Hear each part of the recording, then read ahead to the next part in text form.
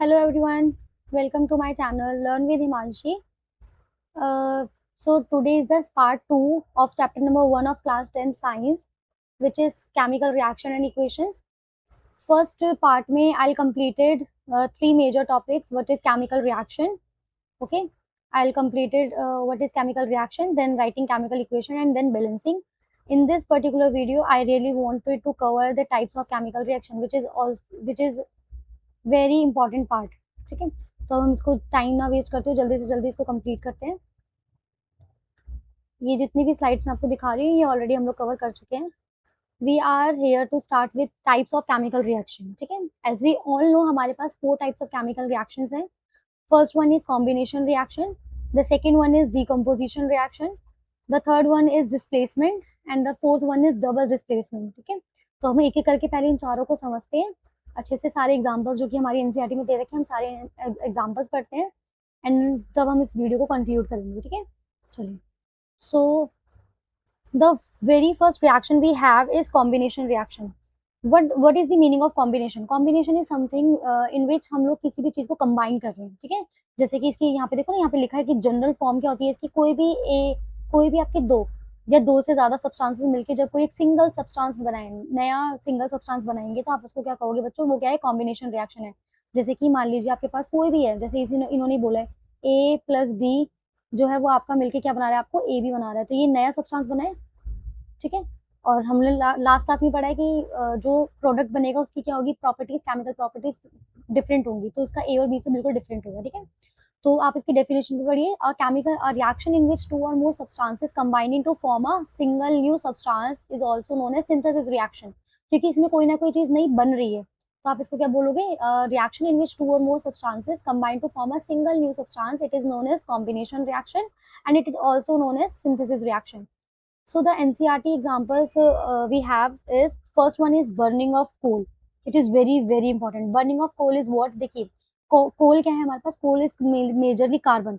तो carbon is in which state? That is in solid state. हमारे सामने लिखा है carbon, carbon के आगे लिखा है S, that is solid state. Oxygen, burning का मतलब होता है बच्चों, किसी चीज को आप O2 की प्रेजेंस में लेकर आते हो तो आप उसको बर्निंग ही जानते हो, और फिर आपने उसको क्या कर दिया, उससे क्या बनता है? आपके पास CO2 बनता है. तो मतलब कार्बन जो है उसने आपका कार्बन ने, हाँ, ऑक्सीजन के साथ मिलके आपके लिए क्या बनाया है? CO2. It is also known as burning of coal. और ये किसका टाइप है? किसका एग्जाम्पल है? कॉम्बिनेशन रिएक्शन का. फिर है आपके पास फॉर्मेशन ऑफ वाटर. जितनी भी आपने रिएक्शन अभी पढ़ी थी लास्ट क्लास में, मैंने आपसे बात की थी कि आपका H2 और O2 मिलके क्या बनाते हैं आपके लिए? H2O. ये भी क्या हुआ? दो सब्सटेंस थे और दोनों ने मिलके एक नया सब्सटेंस बनाया, तो इससे क्या हुआ? ये क्या है? एक आपकी कॉम्बिनेशन रिएक्शन है. फिर आता है आपका बर्निंग ऑफ मैग्नीशियम. ये भी आपकी बुक का एग्जांपल है. बर्निंग ऑफ मैग्नीशियम का क्या मतलब है? कि इसके अंदर क्या होगा? आपका मैग्नीशियम जो है that is Mg. Magnesium is Mg. किसकी प्रेजेंस में? ऑक्सीजन की प्रेजेंस में क्या बनाएगा? MgO बनाएगा. ठीक है, और ये कैसा होगा? ये होगा व्हाइट पाउडर जैसा सब्सटेंस होगा और एक्सोथर्मिक होगा. एक्सोथर्मिक का क्या मतलब है? इस पर्टिकुलर रिएक्शन में क्या होगी? हीट क्या होगी? रिलीज होगी, तो आप क्या बोलोगे? That is a exothermic reaction. फिर है आपका क्विकलाइम और वाटर. तो क्विकलाइम और वाटर की क्या रिएक्शन दे रखी है? क्विकलाइम का मतलब होता है कि आपके पास ये calcium oxide, quicklime calcium oxide है ना. इसके अंदर आप जैसी कैल्शियम, नहीं कैल्शियम ऑक्साइड है, अच्छा कैल्शियम हाइड्रोक्साइड, कैल्शियम ऑक्साइड होता है CaO. इसके साथ जैसे आप लोग वाटर के अंदर इसको डालते हो तो ये क्या बना देता है आपके लिए? ये बना देता है आपके लिए CaOH होल ट्वाइस. ये मेरे को लिखना पड़ेगा, बहुत गंदा हो गया यहाँ पे. हाँ, तो फिर से बताती हूँ.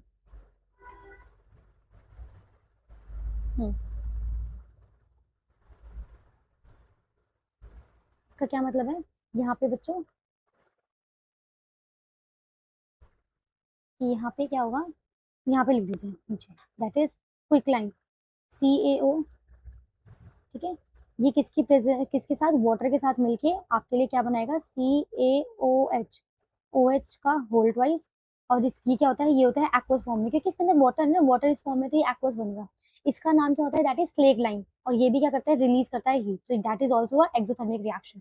सबको समझ में आया कि कॉम्बिनेशन रिएक्शन क्या है? इन सब में आपने एक चीज कॉमन है जो नोटिस की होगी कि यहाँ पे दो या तीन सब्सटेंसेस और बन क्या रहा है? सिर्फ सिंगल सब्सटेंस. जैसे कि यहाँ पे कार्बन और ऑक्सीजन के मिलने से CO2 बन गया, यहाँ पे हाइड्रोजन और ऑक्सीजन के मिलने से H2O बन गया, मैग्नीशियम और ऑक्सीजन के मिलने से मैग्नीशियम ऑक्साइड बन गया, यहाँ पे कैल्शियम ऑक्साइड और हाइड्रोजन वाटर के प्रेजेंस में आपका कैल्शियम हाइड्रोक्साइड बन गया।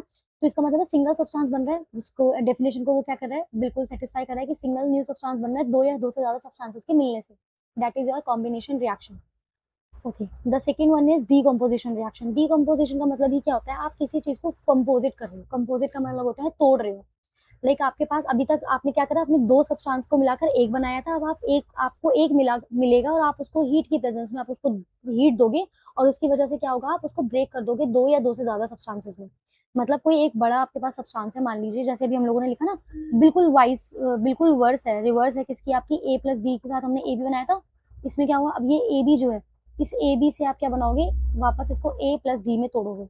मतलब अब आपको एक पूरा प्रॉपर कंपाउंड मिलेगा, उसको आपको तोड़ के दो सिंपल सब्सटेंसेस बनाने हैं। तो एक रिएक्शन जिसके अंदर आप सिंगल कंपाउंड को ब्रेक करोगे कि वो दो या दो से ज्यादा सिंपल सब्सटेंसेस में कन्वर्ट हो जाए, तो आप उसको क्या बोलोगे, that is decomposition reaction, which is opposite of combination reaction.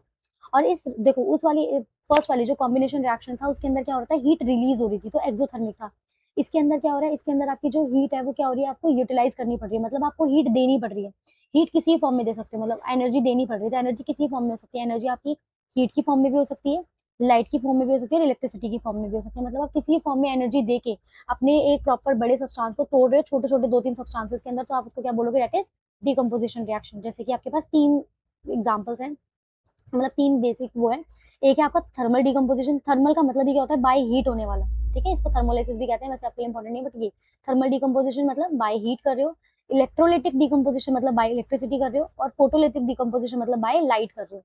देखो जैसे कि इसके अंदर क्या है, PbNO2 PbNO3 whole twice, that is lead nitrate. Lead nitrate को जब आप सॉलिड फॉर्म में इसको आप हीट दे रहे हो, मतलब कि थर्मल डिकम्पोजिशन कर रहे हो, इसको हीट दे रहे हो, तो किस में कन्वर्ट हो रहा है, that is lead oxide, nitrogen dioxide और ऑक्सीजन। तीन सब्सटेंसेस बन रहे हैं, मतलब एक सिंगल सब्सटेंस आपने ये वाला दिया और इस वाले से आपने तोड़ के इसको एक दो तीन तीन सब्सटेंसेस में बना दिया, तो दैट इज डीकम्पोजिशन रिएक्शन। इसी का एक और एग्जांपल देखिए, ये आपका लाइमस्टोन हीटेड। लाइमस्टोन का मतलब है कि यहाँ पे आपने लाइमस्टोन जो है सॉलिड फॉर्म में, इसको हीट दी है ना, यहाँ पे हीट लिख लेते हैं ना, हीट दी। तो जैसे आपने हीट दी, हीट की वजह से क्या बन गया, कैल्शियम ऑक्साइड बना और CO2 बन गया, ठीक है। फिर आता है आपका दूसरा इलेक्ट्रोलिटिक डिकम्पोजिशन का क्या मतलब है कि यहाँ पे आपने वाटर, लाइक वाटर आपके पास लिक्विड फॉर्म में था, आपने यहाँ पे इलेक्ट्रिसिटी दी है, उसकी वजह से वो टूटा किसमें, हाइड्रोजन और ऑक्सीजन में। वैसा वैसा पहले हमने हाइड्रोजन और ऑक्सीजन को मिला के वाटर बनाया था, हमने वाटर से लेकर इलेक्ट्रिसिटी देकर हाइड्रोजन और ऑक्सीजन में इसको तोड़ दिया, that is electrolysis of water, ठीक है। और यहाँ पे क्योंकि ये ना एक इलेक्ट्रोलिसिस प्रोसेस होती है, उसके अंदर हमारे पास ऐसे करके दो वो होते हैं, कैथोड और एनोड वाला। तो यहाँ पे ऐसा होता है कि यहाँ पे हाइड्रोजन क्योंकि H पॉजिटिव होता है और जो आपका ऑक्सीजन होता है वो O2 नेगेटिव होता है, तो ये जो पॉजिटिव एनोड होता है उस पे आके ये जुड़ता है, और जो नेगेटिव एनोड होता है उस पे आके मतलब एनोड और कैथोड, सॉरी, कैथोड होता है आपका, उसके ऊपर आके आपके कैथोड इज नेगेटिव, तो इसके पास आके हाइड्रोजन ये जुड़ता है, और आपका एनोड जो होता है वो किस फॉर्म में होता है, वो होता है आपका पॉजिटिव, तो उसके साथ आके ऑक्सीजन जुड़ता है। तो ये किस रेशियो में होता है बच्चों, ये होता है आपका 2:1, दैट इज H2O, मतलब दो हाइड्रोजन और एक ऑक्सीजन, ये रेशियो चलता है इसका, ठीक है। अब आता है आपका फोटोलिटिक डिकम्पोजिशन। इसका मतलब है कि यहाँ पे आप लोग क्या कर रहे हो, HNU का के प्रेजेंस में कर रहे हो। जैसे हम लोगों ने लास्ट क्लास में वो लिखा था इलेक्ट्रिकल सॉरी केमिकल इक्वेशंस के नोटेशंस पढ़े थे हमने, उसके अंदर हमारे लिए था कि हमने सनलाइट को HNU की फॉर्म से डाला था। तो वही वाली बात है कि मैं इसी एग्जाम्पल की बात करी थी कि मान लीजिए आपने AgCl है, ये सॉलिड फॉर्म में है, इसको आपने क्या दिया, हीट दी, मतलब सनलाइट दी किस फॉर्म में, HNU वाली फॉर्म में, तो ये क्या टूट जाएगा, Ag सॉलिड और Cl2 गैशियस फॉर्म में टूट जाएगा। तो सिल्वर क्लोराइड क्या हो जाएगा, ग्रे हो जाएगा सनलाइट की प्रेजेंस में, और ये हो जाएगा used in black and white photography. White और ब्लैक फोटोग्राफी जो होते हैं ना, उसके अंदर हम लोग इसको यूज करते हैं। ऐसे ही इसका बिल्कुल इसका दूसरा पार्ट है AgBr। AgBr भी क्या सनलाइट की प्रेजेंस में टूटेगा, किसमें, Ag+Br2 की प्रूफ, ठीक है, विच इज गैशियस, और Ag किसमें है, सॉलिड में, ठीक है। तो ये हुए आपके दो दो तरीके से, कौन कौन सी दो रिएक्शन, कौन कौन सी, कॉम्बिनेशन और दूसरी हुई डीकम्पोजिशन। कॉम्बिनेशन का मतलब है दो चीजों को मिलाकर एक बना देना, डीकम्पोजिशन का मतलब है एक बड़ी चीज से दो छोटी छोटी चीजों में तोड़ देना, ठीक है।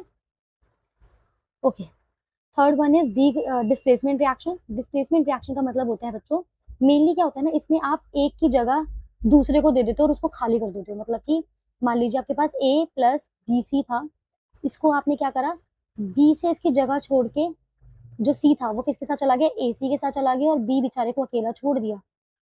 तो ये क्या हुआ, हमने एक से उसकी जगह लेकर उस जगह पे खुद बैठकर उसको अकेला छोड़ दिया, हमने ये किया, दैट इज डिस्प्लेसमेंट। इसका क्या मतलब है, ऐसा क्यों कर पाया, जो ए था वो कैसे बी की जगह ले पाया, ए इसीलिए बी की जगह ले पाया क्योंकि ए इज मोर रिएक्टिव। इसका मतलब है कि ये आपकी रिएक्टिविटी पे बेस्ड होता है, कौन सा एलिमेंट ज्यादा रिएक्टिव है, जो ज्यादा रिएक्टिव है जो अपने उससे कम रिएक्टिव वाला इंसान होता है उसको हटा के खुद उसकी जगह ले लेगा, that is your displacement reaction. तो a reaction in which more reactive element displaces the less reactive element from its compound in the solution, it is known as substitution reaction या displacement reaction। ठीक है, जैसे मैंने आपका इसकी देखो general form लिखी भी है कि ए और बी सी था, ए सी बन गया और बी को अकेला छोड़ दिया, और ए क्या है इसमें मोर रिएक्टिव है बी से। ठीक है बच्चों, ओके। इसके अब आपके पास बहुत सारे एग्जांपल्स आते हैं। देखो सबसे पहले कि मान लीजिए एफ ई सॉलिड था और इसके साथ था कॉपर सल्फेट। ठीक है, मैं आगे इसके वो नहीं लिख रही हूँ कि कौन सी स्टेट में है, आप देख लेना। तो मैं यहाँ पे बस ये दिखाना चाहती हूँ कि जो एफ ई है ना, ये कॉपर से ज्यादा रिएक्टिव है, तो ये कॉपर को बोलेगा कि आप हटिए, हम आएंगे आपकी जगह, तो ये अपनी जगह कॉपर की जगह खुद ले लेगा SO4, और कॉपर बेचारा मुंह देखता रह जाएगा साइड में अकेला, तो कॉपर अकेला रह जाएगा। इसका क्या मतलब है कि जो आयरन है वो जब डिस्प्लेस करेगा ना कॉपर को, तो ब्लू सोल्यूशन क्या हो जाएगा, लाइट ग्रीन कलर में बन जाएगा। मतलब अब जो फेरस था, मतलब जो पहले प्रॉपर ब्लू सोल्यूशन था ना कॉपर सल्फेट का, अब वो थोड़ा सा ग्रीन कलर होने लग जाएगा क्योंकि Fe ने कॉपर की जगह ले ली। ठीक है, ओके। क्योंकि हमारे पास इसका कंक्लूजन क्या है कि आयरन क्या है, मोर रिएक्टिव है किससे, कॉपर से, तो ये पहली बात। उसके बाद आपका जिंक है, जिंक किससे ज्यादा है बाबू, जिंक भी कॉपर से ज्यादा है। CuSO4 कॉपर सल्फेट के सॉल्यूशन में आपने क्या बोलना है, जिंक क्या बोलेगा, ओहो हम हैं आपसे ताकतवर, आप हटिए, हम आपकी जगह लेंगे, तो ये यहाँ पे लेके किसकी जगह ले लेगा, ZnSO4, और यहाँ पे बनेगा कॉपर। ठीक है, तो इसका भी आपके ऑब्जर्वेशन क्या मिल रहा है कि जिंक जो होगा वो कॉपर को डिस्प्लेस कर देगा अपने कॉपर सल्फेट सॉल्यूशन के अंदर से। इसका कंक्लूजन क्या निकल रहा है, इसका कंक्लूजन निकला है फर्स्ट रिएक्शन में जो Fe था, लाइक आयरन जो था वो कॉपर से ज्यादा रिएक्टिव था, ऐसे ही इस रिएक्शन के अंदर जो Zn है वो कॉपर से ज्यादा रिएक्टिव है। ओके, दूसरे आते हैं आपके पास एक और रिएक्शन, दैट इज जिंक और FeSO4। अब आ गए FeSO4। अब जो जिंक है ना, वो जिंक अभी तक देखा ऊपर Fe किससे ज्यादा था, कॉपर से ज्यादा, जिंक भाई साहब Fe से भी ज्यादा है, बोलेंगे Fe को आप हटिए, हम आएंगे आपकी जगह, तो यहाँ पे आएगा ZnSO4, और ये Fe को बोल देगा तुम अकेले रहो, तो Fe यहाँ पे अकेला रह जाएगा। इसका क्या मतलब है कि जो Zn है वो किससे ज्यादा जो Zn है वो किससे ज्यादा रिएक्टिव है, वो Fe से ज्यादा रिएक्टिव है। तो इसके मतलब आपको तीन चीजें समझ में आई कि जो आपका Fe है वो किससे ज्यादा रिएक्टिव है, वो रिएक्टिव है आपका कॉपर से। ठीक है, और जो आपका जिंक है वो किससे ज्यादा रिएक्टिव है, कॉपर से, और जो आपका जिंक है वो किससे भी ज्यादा रिएक्टिव है, Fe से भी ज्यादा रिएक्टिव है। तो ये आपको तीन रिएक्टिव सीरीज, आपको तीन रिएक्टिव एलिमेंट्स पता लगे कि कौन किससे ज्यादा रिएक्टिव होता है। ठीक है, तो ये हुआ आपका displacement reaction. The second one is double displacement reaction. बच्चा डबल डिस्प्लेसमेंट रिएक्शन बिल्कुल इसी का पार्ट है, बस इसमें क्या होता है ना कि यहाँ पे अब क्या होगा ना, जैसे अभी तक हम क्या कर रहे थे, ए बी, और यहाँ पे मान लीजिए कोई सी डी है, तो ये क्या करेंगे ना, अभी तक हम क्या कर रहे थे, ए बी के साथ, मतलब ए बी जो था वो सी के आने से अपने एक जने को छोड़ के एक को अकेला छोड़ दे रहा था, यहाँ पे ऐसा नहीं होगा। अब यहाँ पे ए बी जो है ना वो सी और डी के आने से क्या करेगा ना, इंटरचेंज करेंगे, मतलब जो ए होगा वो चला जाएगा सी के साथ, तो बी कहेगा भैया मैं अकेला नहीं रहूंगा, डी आजा तू मेरे साथ रह ले। तो इसका मतलब है कि यहाँ पे क्या हुआ, इन्होंने इंटर कन्वर्ट किया है एक दूसरे के साथ। जैसे कि मान लीजिए ए अगर सी के साथ चला गया है, तो जो आपका बी है वो किसके साथ जाएगा, डी के साथ जाएगा। कुछ भी हो सकता है, मान लीजिए ए डी के साथ गया हुआ, तो जो आपका सी है वो बी के साथ चला जाएगा। ठीक है, तो ऐसे करके, जैसे कि इसका बहुत ही सिंपल सा एग्जांपल हमारे पास है, जैसे कि लिखिए है हमारे पास Na2SO4 Na2SO4 BaCl2। Na2SO4 क्या है, सोडियम सल्फेट। ठीक है, Na2SO4 सोडियम सल्फेट होता है बेरियम क्लोराइड की प्रेजेंस में। बेरियम से कहता है भैया तू ऐसा कर SO4 को ले ले, और Na कहता है मैं Cl को ले लूंगा। तो इसका क्या मतलब है कि अभी क्या करेगा, यहाँ पे बेरियम थोड़ा सा बेवफा है, वो क्या करेगा, बेरियम सल्फेट के साथ चला जाएगा। ठीक है, और ये यहाँ पे जाके प्रेसिपिटेट बना देगा, लास्ट क्लास में हमने पढ़ा था प्रेसिपिटेशन बनती है BaSO4 की। और जो ये क्या करेगा, Na क्या करेगा, उस टाइम पे बोलेगा Cl को कि चलो आप खाली मत रहो, मैं भी खाली हूँ आप भी खाली हो, हम दोनों साथ में मिल जाते हैं, कि साथ में मिल जाएंगे। एक और इसका एग्जाम्पल है बच्चों, जैसे कि NaOH और इसके साथ HCl, ये रिएक्शन तो हमने पढ़ी है बचपन में, तो अपना न्यूट्रलाइजेशन रिएक्शन। हाँ, तो इसका क्या होगा कि जो Na होगा वो किसके साथ चला जाएगा, Cl के साथ, और जो बचेगा वो क्या होगा, H इसके साथ चला जाएगा। तो यहाँ पे बनेगा बच्चों आपका NaCl प्लस H2O, वाटर बन जाएगा, सिंपल। ठीक है, तो इससे आपको क्या समझ में आया, यहाँ पे आपकी रिएक्शन ही खत्म होती है। इसका क्या मतलब है कि रिएक्टिविटी यहाँ पे भी मैटर करती है, बट यहाँ पे क्या होगा ना कि देखो, हाँ इसकी डेफिनेशन पढ़ना भूल गए, reaction in which the ions of the two compound exchange places in the aqueous solution to form two new compounds. मतलब कि एक्वा सॉल्यूशन के अंदर ये जो कंपाउंड्स है ना, ये अपने आयंस को चेंज कर ले गए कि ये वाला आयन आप रख लो और ये वाला आयन मैं रख लेता हूँ, और ऐसे करके इन्होंने इंटर कन्वर्जन कर लिया। वो मीम चल रहा है ना, पिटेगा तो रोगा, तो ऐसे करके चलता है वो, ऐसे करके अक्षय कुमार होता है, बिल्कुल आप ऐसे करके इंटर कन्वर्जन कर रहे हो, एक आयन इसका इसको दे रहे हो और इस वाले का इसको दे रहे हो, ऐसे करके आपने बस इंटर कन्वर्जन किया, डबल डिस्प्लेसमेंट रिएक्शन, ठीक है। ओके, तो यहाँ पे आपके पास 4 रिएक्शंस थी। मैंने पूरी कोशिश की कि हमने चारों रिएक्शन को अच्छे से समझे। तो हमारे पास, मैं एक बार ब्रीफली बता देती हूँ, कॉम्बिनेशन रिएक्शन बच्चा वो रिएक्शन जिसके अंदर आपने 2 कंपाउंड्स को मिला के एक सिंगल कंपाउंड बनाया है। बट इसके अंदर क्या हुआ है, एनर्जी एनर्जी रिलीज हुई है, क्योंकि आपने 2 को मिलाकर एक बनाया तो एनर्जी रिलीज हुई है, एक्सोथर्मिक होती है मेनली। डीकम्पोजिशन रिएक्शन क्या है, जिसमें आपने एनर्जी दी है, तो दैट मीन्स एंडोथर्मिक। इसके अंदर है कि आपने एक बड़े कंपाउंड को तोड़ा है 2 छोटे छोटे कंपाउंड्स के अंदर, ठीक है, तो ये हुआ। उसके बाद आती है डिस्प्लेसमेंट, जिसके अंदर आप क्या करते हो, जो ज्यादा रिएक्टिव एलिमेंट होता है वो कम रिएक्टिव वाले एलिमेंट को हटा के उसकी जगह ले लेता है, खुद उसकी जगह जाके बैठ जाता है, नया सॉल्यूशन बना लेता है। और जो डबल डिस्प्लेसमेंट है उसके अंदर जो आपका एक्वा सॉल्यूशन है, जिसके अंदर 2 पर्टिकुलर जो आयंस हैं वो एक दूसरे से अपनी अपनी जगह एक्सचेंज कर रहे हैं और अपने जगह एक्सचेंज करते हैं और फिर बैठ जाते हैं, ठीक है, तो that is double displacement reaction. अब इसके बाद एक लास्ट जो आपके लिए चीज मेरे को आज पढ़ानी है, that is your exothermic and endothermic reaction. हालांकि हम लोग इस बारे में पहले बात कर चुके हैं लास्ट क्लास में भी, अभी मैंने पढ़ाते पढ़ाते 2-3 बार ये बात बोल दी, बट फिर भी हम लोग पढ़ लेते हैं जल्दी से। एक्सोथर्मिक रिएक्शंस वो रिएक्शंस हैं जिसके अंदर एनर्जी क्या होती है, रिलीज होती है, और एंडोथर्मिक वो होती है जिसके अंदर हम लोग एनर्जी को क्या करवाते हैं, एब्जॉर्ब करवाते हैं ड्यूरिंग द रिएक्शन। तो इसका मतलब है कि एक्सोथर्मिक को जब कोई चीज जब हीट रिलीज होगी तो ऑफकोर्स उसका टेम्परेचर क्या होगा, सराउंडिंग्स का बढ़ेगा। और यहाँ पे एंडोथर्मिक, तो जब एंडोथर्मिक को हीट एब्जॉर्ब हो जाएगी तो वो क्या हो जाएगा, उसका आसपास का जो टेम्परेचर वो डिक्रीज हो जाएगा। जैसे कि आपने इसके एग्जांपल्स अभी हमने ऊपर पढ़ लिए, जैसे सारे ही सारे कौन से कॉम्बिनेशन रिएक्शन वाले एक्सोथर्मिक के थे, है ना, burning of coal, natural gas, LPG, respiration, formation of water, ये सारे क्या है, एक्सोथर्मिक। एंडोथर्मिक है आपका, जैसे कि कैल्शियम कार्बोनेट का आपने डिकम्पोजिशन करवाया था, फोटोसिंथेसिस हो गया, इलेक्ट्रोलिसिस ऑफ वाटर, ये सारे एंडोथर्मिक है, क्योंकि इसमें क्या करते हो आप, एनर्जी को यूज करते हो, एब्जॉर्ब करवाते हो, है ना। इसके एग्जाम्पल्स लिखे हैं ये, अभी हम लोग ऊपर पढ़ के आ चुके हैं, तो इसलिए हम नहीं पढ़ेंगे। हाँ, यहाँ पे ये है आपका फोटोसिंथेसिस का रिएक्शन, ये इंपॉर्टेंट है। यहाँ पे क्या होता है, कार्बन डाइऑक्साइड वाटर के साथ सनलाइट की प्रेजेंस में बनाता है ग्लूकोज, ठीक है, और O2 रिलीज करता है, ऑक्सीजन रिलीज करता है। ये आपका फोटोसिंथेसिस रिएक्शन, इसका मतलब है एंडोथर्मिक। इसमें भी आपको क्या कर रही है, एनर्जी देनी पड़ रही है, बट एनर्जी आप इसमें किस फॉर्म में दे रहे हो, इसमें आप दे रहे हो एनर्जी सनलाइट की फॉर्म में, ठीक है। ओके, तो आपका नीचे एक पॉइंट है दैट इज रेस्पिरेशन के लिए, जिसमें आपने क्या करना है, C6H12O6 जो कि एक्वस है, और इसके साथ आप ऑक्सीजन की प्रेजेंस में, हाँ इसमें क्या करना है, देखो यहाँ पे आपने जो फोटोसिंथेसिस से किया है, जो आपने ग्लूकोज बनाया है, इसको आप क्या करो, अभी इसी रिएक्शन का, ये वाली इस वाली रिएक्शन का रिवर्स आपको यहाँ पे देखने को मिलता है, दैट इज रेस्पिरेशन रिएक्शन। ये रेस्पिरेशन में यूज होती है ये वाली रिएक्शन।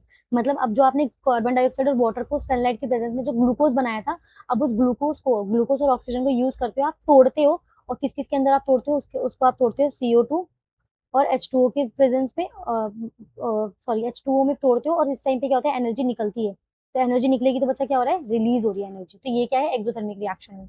तो रेस्पिरेशन क्या है, एक एक्सोथर्मिक प्रोसेस है, जिसके अंदर क्या होती है, लिविंग सेल्स जो होती हैं to release energy from glucose, जो हमारे अंदर भी होती है। रेस्पिरेशन में हम लोग यही तो करते हैं कि हमने जो एनर्जी ली होती है, जो हमने ग्लूकोज बनाया होता है ना, तो उसको हम लोग क्या करते हैं, तोड़ते हैं इन दी प्रेजेंस ऑफ सनलाइट। हम सॉरी, हम नहीं तोड़ते, सनलाइट की प्रेजेंस में कौन तोड़ता है, आपके प्लांट्स तोड़ते हैं। हमारी बॉडी के अंदर होता है वो ऑक्सीजन की प्रेजेंस में होता है। तो वही वाली बात है कि आपने क्या करा है, ग्लूकोज को तोड़ा है और उसको बना दिया कार्बन डाइऑक्साइड और वाटर के अंदर तोड़ दिया। हमारे अंदर ऐसा नहीं होता, हमारी रेस्पिरेशन थोड़ी सी डिफरेंट होती है, अदरवाइज यही है। तो आपको ये याद रखना है, व्हाट इज एक्सोथर्मिक, एंडोथर्मिक, और आपको 4 टाइप्स आपके रिएक्शंस के। ओके, आई होप आपको समझ में आया होगा। मैं थोड़ा जल्दी जल्दी बोल रही थी क्योंकि मुझे वीडियो की लेंथ थोड़ी छोटी रखनी है। Okay, so see you in the next class, part 3, जहाँ पे मैं आपको oxidation, reduction and redox reaction पढ़ाऊंगी। और उसके साथ ही लास्ट का कौन सा टॉपिक बचता है, हाँ, effects of oxidation in daily life, और कुछ इंपॉर्टेंट एक्सपेरिमेंट्स और ऑब्जर्वेशन है इस पर्टिकुलर चैप्टर के, हम वो कंप्लीट करेंगे नेक्स्ट क्लास में। Hope you like it.